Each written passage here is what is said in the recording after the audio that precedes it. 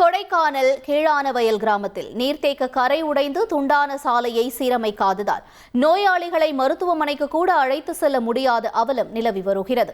கடந்த 4 தினங்களுக்கு முன்பு பெய்த தொடர் மழையால் புலிபிடித்தார் கானல் நீர்த்தேக்கம் நிரம்பி கரை உடைந்து வெள்ளம் பாய்ந்ததில் பாலம் உடைந்து சாலை துண்டாகி போக்குவரத்து முடங்கியது. இன்று பால்ராஜ் என்ற முதியவர் திடீரென உடல்நலக் குறைவால் பாதிக்கப்பட்ட நிலையில் அவரை மிகவும் சிரமப்பட்டு உறவினர்கள் துண்டான சாலையில் தூக்கிச் சென்றுள்ளனர். மேலும் கர்ப்பிணிகளும் நோயாளிகளும் கிராமத்தை விட்டு வெளியேற முடியாத சூழல் உள்ளது. இதையடுத்து மாவட்ட நிர்வாகம் கவனம் செலுத்தி உயிர் சேதம் ஏற்படுவதற்கு முன்பு போர்க்கால அடிப்படையில் சாலையை துரிதமாக சீரமைத்து தர வேண்டும் என வேண்டுகோள் விடுத்துள்ளனர்.